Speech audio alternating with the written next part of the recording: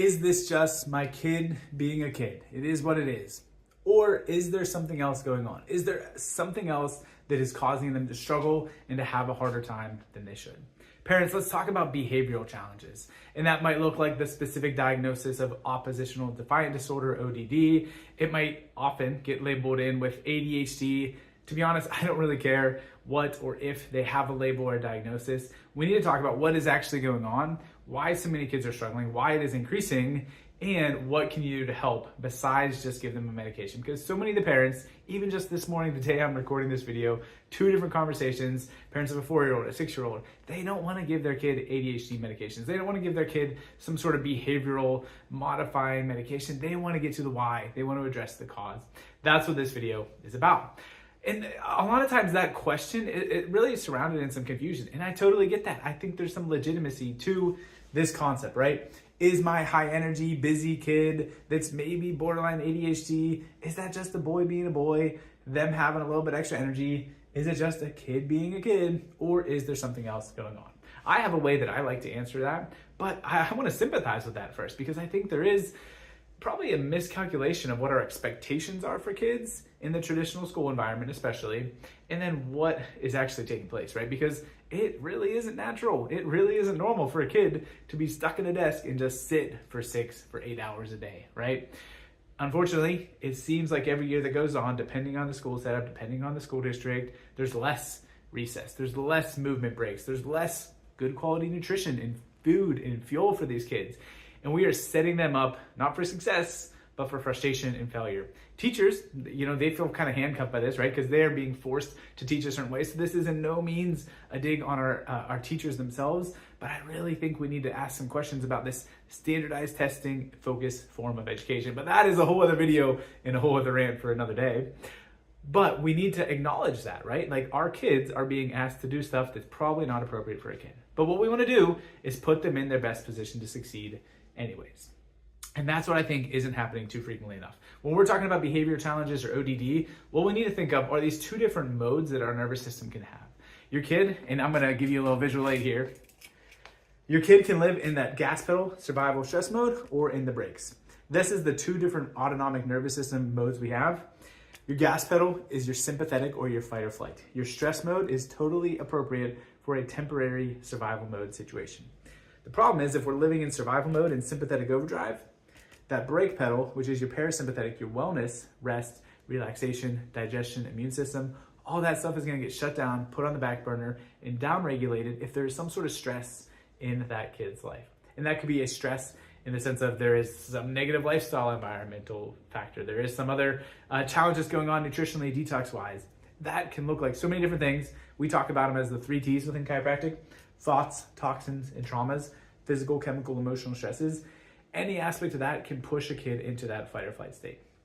What happens is that RPM ticker of their stress response, so to speak, instead of being here a 0, 1, or a 2, they're up here, right? They're at a 7, 8, 9 out of 10. And living up here means it doesn't take a whole lot of not going their way. It doesn't take a whole lot of being told no, of their sibling getting what they wanted, of them not getting enough rest or sleep. It doesn't take a whole lot to take a regulated kid to a dysregulated one. And now we're hitting that red line, we're hitting that breaking point, and the meltdowns, the tantrums, the emotional outbursts, all that comes to the surface.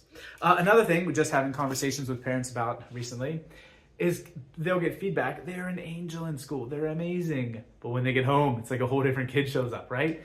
That is also, I take that as a positive in the sense of, one, they're not so dysregulated that they can't handle any environment, right? Because some kids, school, home, no matter where they are, they struggle. So that's a positive, could be worse. But also, it's a positive in the sense of you're doing something right, mom and dad, right? You're creating a safe, loving home environment that this kid can be themselves. They can let loose. But what's happening is they have too much of that survival mode turned on, and they got to spend all their energy, all their resources treading water, keeping from hitting that breaking point during the day. And then you hit the end and we're crashing and burning, right? You get to home, you get to let off some steam, and then reality shows up. So what is the solution? How do we address that without just medicating a kid? I really don't like that solution, the traditional healthcare model of let's just suppress those symptoms, because it doesn't maximize that kid's potential. It doesn't maximize their strengths. it dampens them, it shuts them down. What I would want to do is naturally pump the brakes, right? So much of this gas versus brake dysregulation, we can connect to anything from early life challenges, right? The pregnancy stress that mom went through, or the birth trauma. That tends to create this upper neck specifically, this damage or injury, the birth process, early life issues. Affecting this shuts off the brake pedal, right? Your vagus nerve comes from the base of your skull, it's one of our cranial nerves, and it calms down everything, right? It does the majority of that parasympathetic brake pedal influence. So if we have a kid that has this misalignment, fixation, tension in that upper neck, it's like they got all gas pedal and no brakes. It's a Lamborghini engine and a bicycle pedal brake system. It's not gonna go well. That can be a strength. That can be a superpower, right? Lamborghini engine with the right brake pedal, that's awesome. We don't want the out of balance, right? And so that's where, instead of trying to change who that kid is, let's maximize their strengths. Let's maximize that ability, give them the resources and the tools to adapt to the demands of school, to make it through that season of life, so that they can really express themselves and lean into their strengths and be their unique selves. So let's look at these ADHD, oppositional defiant disorder, behavioral struggles in a different light. Let's not look at it just at the symptom, but look at the why behind the scenes.